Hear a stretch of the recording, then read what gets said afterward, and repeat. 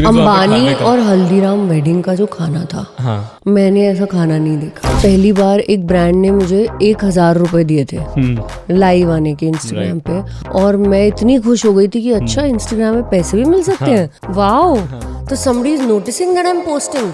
Algo के हिसाब से चल रहे हो, अपने हिसाब से चल रहे हो? यार एल्गो गई भाड़ में। अपने काम को सीरियसली कैसे लेना चाहिए वो मैंने मुंबई से सीखा। जब मैं मेड इन हेवन के सेट पे गई तो सुबह 7 बजे का कॉल टाइम था और मैं पहुंची थी 7:05 पे। पूरे 7:05 पे मैं सेट पे हूँ। स्पॉट बॉय और मेरी पूरी टीम खड़े थे एकदम गुस्से में, और मैंने बोला क्या हो गया? बोले ma'am you are late. And you know that is the day I realised that Bombay is another level of professionalism. मैंने साड़ी पहनी हुई थी, साड़ी में हील फंस गई एंड आई ट्रिप्ड। मैंने खुद को फटाफट संभाला, खुद पे ही जोक मार दिया, और मैं चल रही हूँ, मेरे साथ एक जेंटलमैन चल रहे हैं। मैं यूं मुड़ के देखती हूँ तो मैं देखती हूँ अनुराग कश्यप खड़े हैं वहाँ पे। क्या बात? वो भी मूवी देखने जा रहे हैं, और मैंने बोला अनुराग सर हेलो। बोले अरे तू एंकर है ना? हाँ बेटा हम मिले। मैंने बोला yes sir, how are you? 98.3 Mirchi आप सुन रहे हैं, मैं हूं कृष्ण आपके साथ। आज स्टूडियो में मेरे साथ बहुत खूबसूरत मेहमान है। मतलब मैं कुछ हिसाब किताब मुझे रहा नहीं है कि क्या चल रहा है। शो थोड़ी देर में हो जाएगा, लेकिन इनसे बात करनी आज बहुत ज्यादा जरूरी है। सोनम है स्टूडियो में। सोनम कैसे हैं आप? हाय कृष्ण कैसे हो? Thank you for having me. एकदम बढ़िया हूँ, आपको देख के बढ़िया हो गए। I think first question has to be, कैसी लग रही है दिल्ली की गर्मी? मजा आ रहा है? बहुत गर्मी है। पहले दिल्ली की बात करो। आप आज दिल्ली में हो? यार मैं तो दिल्ली की लड़की हूँ, दिल्ली में ही पली बड़ी हूँ। आई तो लव दिल्ली यार। हाँ। मतलब बाहर जाते हैं मजा आता है, लेकिन फिर ना छोले भटूरे मिलते हैं, ना पराठे मिलते हैं। अभी आपके स्टूडियो आते हुए रास्ते में पापा ने मेरे को चूर चूर नान और दाल मखनी बोले सोनम इतने दिन बाद आइए, कम से कम ढंग का खाना तो खा ले ठीक ठाक। पास्ता खा खा के परेशान हो गई है लड़की। तो 2 दिल्ली के फूडी आज बात करने वाले हैं। आपने चूर चूर नान का नाम लिया है, मैंने लंच नहीं किया, मुझे भूख लग गई है। लेजी संडे सोनम का कैसा लगता है? रेड कार्पेट, चमकती दुनिया से दूर, संडे घर पे कैसा बीतता है, कैसा होता है? ये देखो मेरा ना डॉग है मोगली। अच्छा। मोगली, और मुझे सोना बड़ा पसंद है। हाँ। मोगली सोता है 16 घंटे, मैं सोती हूँ 10 घंटे। ठीक है। अच्छा। तो आज जब मैं 12 बजे उठी, 12:30 मैंने मोगली को उठाया। हाँ। तो मेरे रूम का मैं दरवाजा कर लेती हूँ बंद, और एसी चला लेती हूँ। मीठा मीठा 18 और बढ़िया बढ़िया 19 पे चला के, और बस फिर उठने का मन नहीं करता। तो यार मेरे लिए लेजी संडे, मैं बहुत बुक्स पढ़ती हूँ कृष्ण, मुझे बहुत मजा आता है। मैनिफेस्टेशन पे, बड़ी सारी चीजों पे बुक्स पढ़ती रहती हूँ। I like to eat. मेरा कुक बहुत बढ़िया दाल मखनी बनाता है, तो संडे को दाल मखनी बनती है घर में, और कभी कभी छोले भटूरे बनते हैं, कभी कभी पाव भाजी बनती है। So I love all this, I love eating यार। फूडी को याद होता है ना, मेरा दिल आधा उसी में खुश हो जाता है। सोशल मीडिया पे ना मैं फूड के बारे में बहुत ज्यादा बात करता हूँ, मुझे बड़ा मजा आता है। तो बट आपने अपनी सोशल मीडिया की एक अलग पूरी कम्युनिटी बिल्ड की है, राइट? अभी भी ऐसे नर्वस फील होता है कुछ भी पोस्ट करने से पहले? कोई बहुत थॉट जाता है किसी पोस्ट के पीछे, या एल्गो के हिसाब से चल रहे हो, अपने हिसाब से चल रहे हो? यार एल्गो गई भाड़ में। देखो हम ना मिलेनियल्स 90s वाले बच्चे हैं, ठीक है? हम बिना इंस्टाग्राम के बड़े हुए हैं, राइट? तो हम अगर बहुत ज्यादा एल्गो में वो हो जाएंगे ना, तो हम अपनी ऑथेंटिसिटी भूल जाएंगे यार किशन। तो मुझे लगता है social media was built to really share a part of your soul, a piece of your soul, और आई थिंक वो ही करना चाहिए। बहुत ज्यादा ये चल रहा है, वो नहीं चल रहा। मैं पढ़ी हूँ इसमें, हम सबका वो एक फेज आया, हर क्रिएटर का एक फेज आता है जब उन्हें लगता है अरे नहीं चल रहा, इंटरनेट पे जो चल रहा है वही करना चाहिए, जो मैं डालना चाहती हूँ वो तो ठीक नहीं है। We all go through that self doubt. लेकिन बहुत बदल गई हूँ मैं, मेरी सोशल मीडिया की जर्नी में बहुत इवॉल्व हुई हूँ। अब मैं वही पोस्ट करती हूँ जो मेरे मन को भाता है, मेरे मन को जो भाया वो बढ़िया है। बट इवॉल्व होने की जब जर्नी आती है ना, तो कहीं ना कहीं से शुरू होती है। कोई ऐसा पॉइंट याद है जहाँ पे हुआ हो कि यार I think I am gonna just go with what I feel? Actually I was only doing anchoring and acting, right, till 2020। Then Covid आया, और मेरी मम्मी ने बोला कि देख बेटा अब तो कोई स्टेज नहीं है, कुछ नहीं है, तो ये इंस्टाग्राम ही तेरा स्टेज है, अब अपनी ऑडियंस से बात कर। And thanks to my mother कि मैंने पोस्ट करना बहुत सीरियसली शुरू कर दिया। उस टाइम मुझे नहीं पता था ब्रांड कोलैब से हम कांस जाके आएंगे, और उस टाइम ऐसा कुछ होता भी नहीं था। मुझे याद है पहली बार एक ब्रांड ने मुझे 1,000 रुपए दिए थे लाइव आने के इंस्टाग्राम पे, और मैं इतनी खुश हो गई थी कि अच्छा इंस्टाग्राम में पैसे भी मिल सकते हैं, वाओ। तो somebody is noticing that I'm posting। तो वो आई थिंक एक टर्निंग पॉइंट था। वो 1,100 रुपए उस बंदी ने जो दिए, उसने मुझे कितना पुश दिया, शी डजंट इवन नो। 1100 रुपए का शगुन दिया, सच में लकी साबित हो गया वो। बहुत लकी हो गया। बट एक्टिंग की बात करते हैं सबसे पहले। So made in heaven, right? उस पूरी इंडस्ट्री में काम करके what was your biggest takeaway as an actor, as an individual? I love Delhi. I'm born and brought up in Delhi. मैं पढ़ाई भी यहाँ की है, बट जो प्रोफेशनलिज्म मैंने सीखा है, अपने काम को सीरियसली कैसे लेना चाहिए, वो मैंने मुंबई से सीखा। जब मैं मेड इन हेवन के सेट पे गई तो सुबह 7 बजे का कॉल टाइम था, और मैं पहुंची थी 7:05 पे। अच्छा। और मैं खुद पे इतनी वो हो रही थी कि वाओ, लुक एट मी, पूरे 7:05 पे मैं सेट पे हूँ, और मैं कितनी अच्छी लड़की हूँ, और मैं खुद को अंदर अंदर अप्रिशिएट कर रही थी।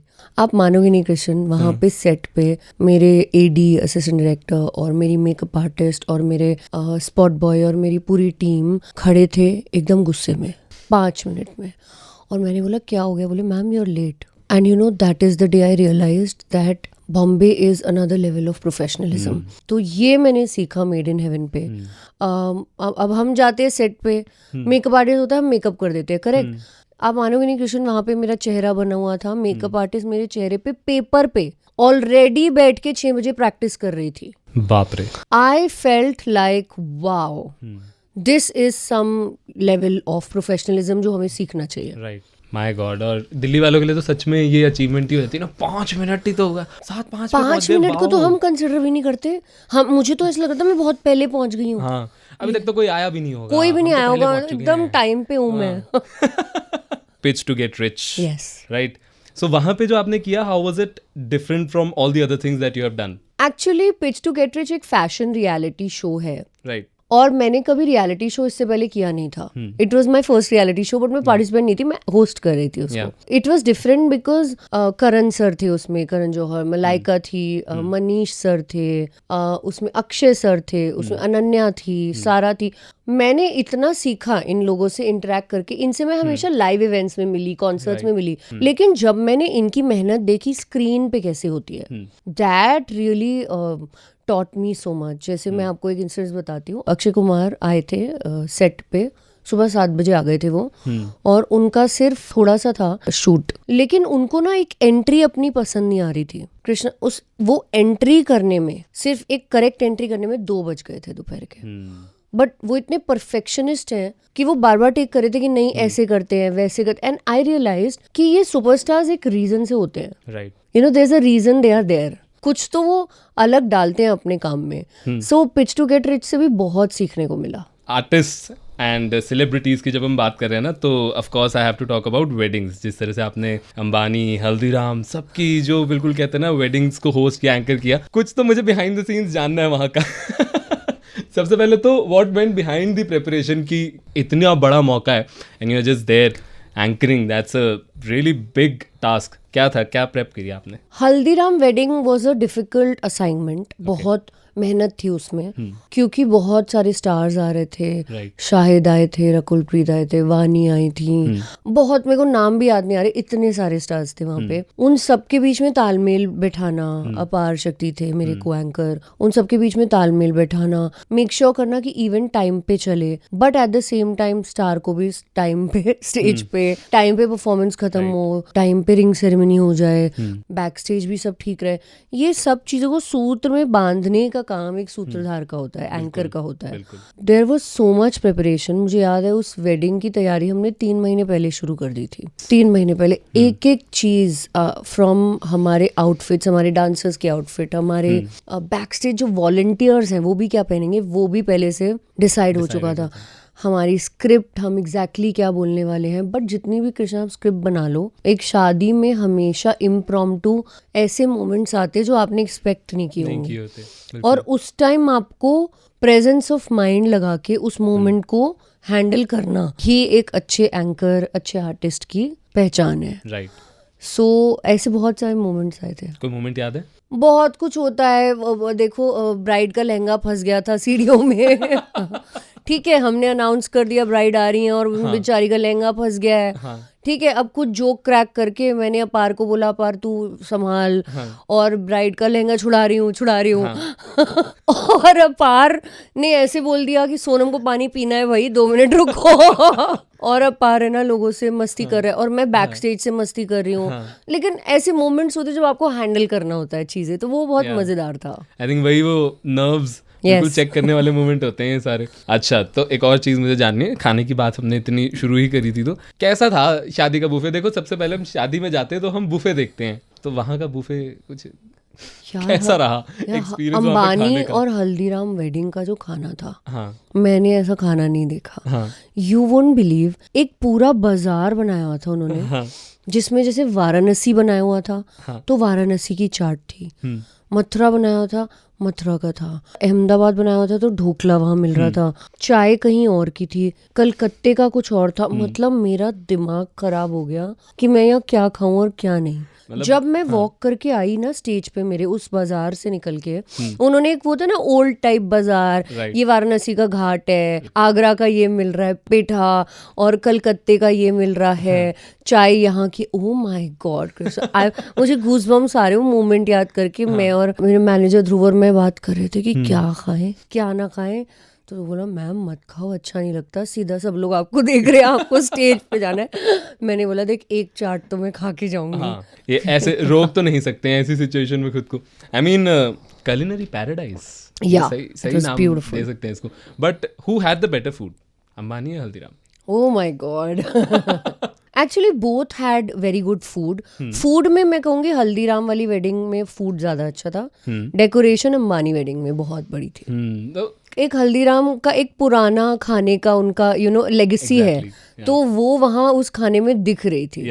While we are talking about how you have anchored in both of these weddings, तो anchoring या मतलब फॉर होस्टिंग एन इवेंट बहुत ज़्यादा प्रिपरेशन चाहिए होती है। You have to be really mentally prepared. How do you read room की क्या होने वाला है, and how do you have to act in that situation?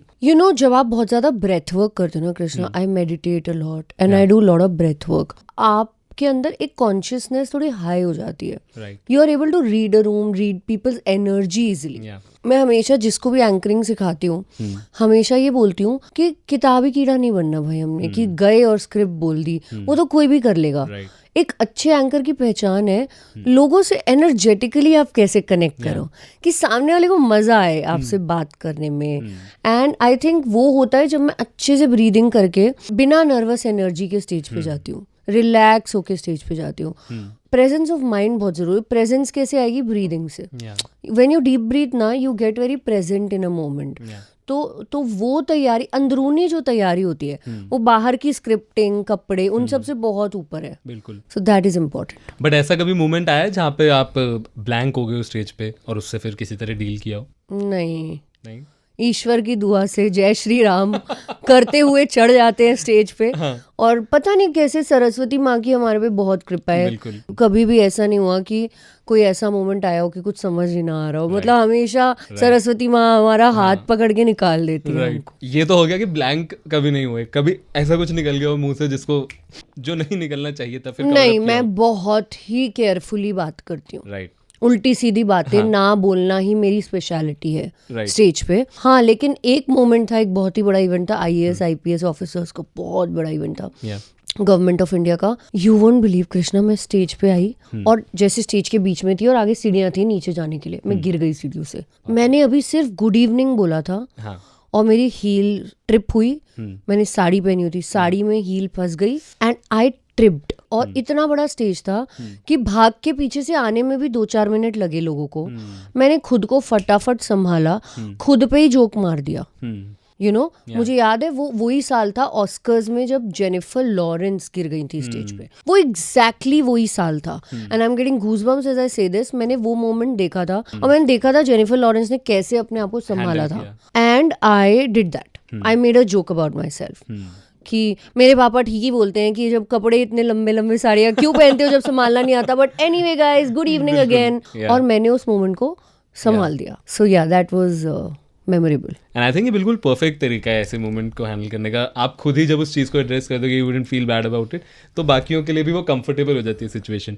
थोड़ी देर पहले जब हमने बात करनी शुरू करी, जिसके बारे में आप बात कह रहे थे, क्यों आपका बॉडी क्लॉक एकदम ख़राब हो रखा है, कैन फिल्म फेस्टिवल, आप सिर्फ उस फेस्टिवल पे गए नहीं, बल्कि एक global political statement you have given with your outfit. किस तरह से उस आउटफिट का प्रेपरेशन हुआ, वहाँ पे जाने का किस तरह से एक पूरा प्रोसीजर रहा? लास्ट ईयर हमने बात की थी पुलवामा की, पहलगाम की, रेड कार्पेट पे, क्योंकि वो ऑपरेशन सिंदूर का टाइम था। और मुझे ऐसे लगता है कि जब हमारे देश से लोग जूझ रहे हैं उस चीज़ से, यू नो, पता नहीं, मुझे बड़ा गिल्टी लगता है। मुझे ऐसे लगता है कि we have no right to celebrate when are people are dying.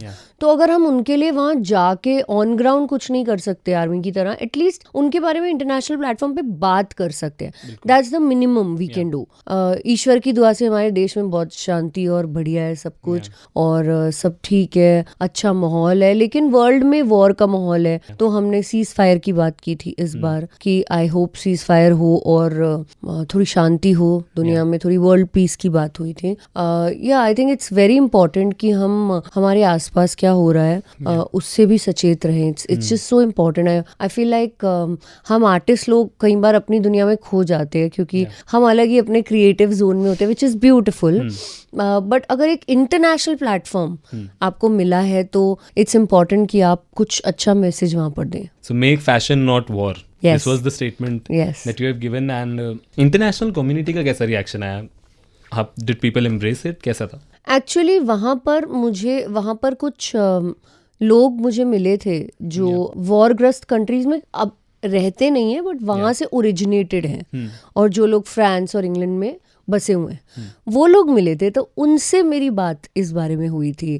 कुछ जर्नलिस्ट थे, कुछ फिल्म मेकर्स थे, अलग अलग कम्युनिटीज से लोग थे, and we were talking about the war, और किस तरह से यू नो इन लोगों के जो लोग छूट गए हैं पीछे, वो क्या देख रहे हैं। तो वो सब बातें हुई थी। And make fashion not war was very beautifully accepted on Instagram also. मेरे सारे फॉलोअर्स ने बहुत अप्रिशिएट किया था उसको। ब्यूटीफुल। आई थिंक जो थॉट आपने दिया है स्टेटमेंट के पीछे, अपने पूरे आउटफिट के पीछे, इट्स रियली ब्यूटीफुल। एंड इसी बीच को ऐसा इंटरेक्शन हुआ वहाँ पे एट द फेस्टिवल जो आपको याद रहा हो? कांस तो अपने आप में बहुत ही मेमोरेबल मोमेंट रहता है। हर साल मैं जाती हूँ, मेरा 3rd टाइम था कांस में। मेमोरेबल बताती हूँ आपको। मैं चल रही थी और मैं मूवी देखने जा रही थी, और मैं चल रही हूँ, मेरे साथ एक जेंटलमैन चल रहे हैं, लंबे से, चश्मा पहना हुआ, काला चश्मा, रेड कार्पेट से पहले। और मैं यूं मुड़ के देखती हूँ तो मैं देखती हूँ अनुराग कश्यप खड़े हैं वहाँ पे। क्या बात है। वो भी मूवी देखने जा रहे हैं। और मैंने बोला अनुराग सर हेलो। बोले अरे तू एंकर है ना? हाँ बेटा हम मिले। मैंने बोला yes sir, how are you? तो बोले good to see you in Cannes. मैंने बोला सर यही मूवी देख रहे हो? बोले हाँ मैं यही मूवी देख रहा हूँ। और उनसे इस बार उनकी कुछ मूवीज थी वहाँ पे कांस में। और अनुराग सर इतने बढ़िया आदमी हैं कि वो रेड कार्पेट से बच के चुपचाप साइड से निकल के अंदर जा रहे थे। तो मैंने बोला सर हम इतना आउटफिट वगैरह पहन के आते हैं कि रेड कार्पेट वॉक करेंगे, आप चुपचाप साइड से निकल रहे हैं। मुझे ना वो आदमी में सब्सटेंस और बहुत ही कुछ डिफरेंट सा लगा। उनसे 10-15 मिनट की जो भी बातचीत हुई, that was a memorable moment. Anurag Kashyap sir तो वो है ही अलग ही है ना थोड़े से। वो बिल्कुल ही अलग जोन में रहते हैं। मैंने उनको बोला सर रेड कार्पेट? बोले नहीं। बोले तुम जाओ अंदर हॉल में मिलेंगे, रेड कार्पेट नहीं, मुझे नहीं चाहिए। और मैंने बोला सर 1 साल तैयारी की है मैंने इस कार्पेट की। बट यू नो उस टाइम मुझे ये भी फील हुआ कृष्णा कि कांस ऑफ कोर्स एक अच्छा प्लेटफॉर्म बन गया फैशन के बारे में। मुझे बहुत अच्छा लगता है होम ग्रोन ब्रांड्स जाते हैं वहाँ पे। But at the same time the real Cannes is about film making, you know, it's about the love for films. और अनुराग सर से मिलके वो एक चीज़ बहुत डीपली समझ में आई कि ये लोग को जो पपराजी, ग्लैमर, कैमराज, इनसे कोई फर्क नहीं पड़ता। ये लोग actually for the real love of cinema वहाँ बैठे हैं। They are there for the art, and that was so beautiful to see. सच में बहुत ही खूबसूरत चीज़ है। अगर you would have the chance to go back in time and give some advice to Sonam who was just starting out in the industry, क्या advice दोगे?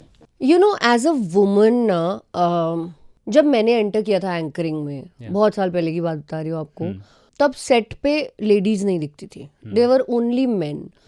और कई बार ना मैं इंटिमिडेट हो जाती थी, डर जाती थी कोई आदमी जोर से बात कर ले, या मैं ऐसे सोचती थी सर मुझसे गलती तो नहीं हो गई. But you know if I want to give an advice to my younger self and all the young girls listening to me, just know that बचपन से तुम्हें दबाया गया होगा, चलो भाई लेट आ जाए कोई नहीं, तुम्हें लेट नहीं आना चाहिए.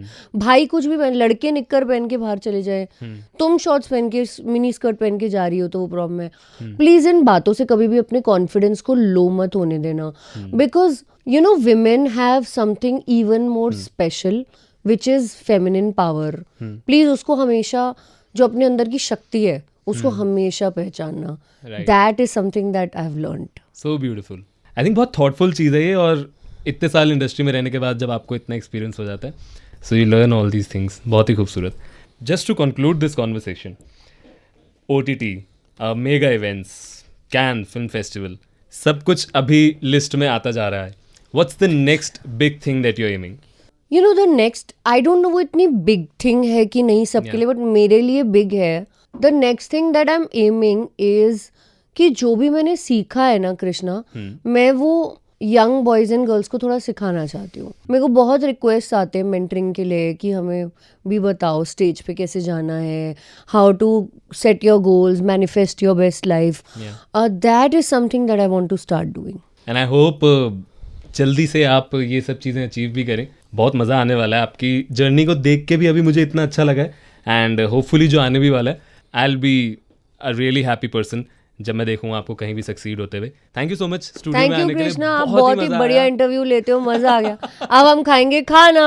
अब जो इतनी छोले भटूरे और चूर चूर नान की बातें हो गई हैं, भूख लग रही है, तो बातें तो हो गई हैं, खाना भी अब हमें खाना पड़ेगा. 2 दिल्ली वाले मिलते हैं, खाना तो खाते ही हैं.